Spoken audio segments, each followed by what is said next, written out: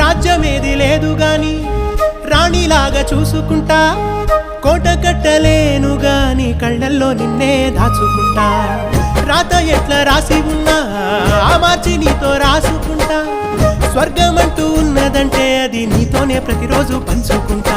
నిన్ను గన్న మీ నాన్న కన్నా అల్లారు ముద్దుగా సాదుకుంటా. నీకు కోపం వస్తే కొంత దూరం ఉంటా, నువ్వు గీత గీస్తే నేను దాటనంటా. కంట నీరు కంటి రెప్ప దాటకుండా కాటుకై కావలుంటా.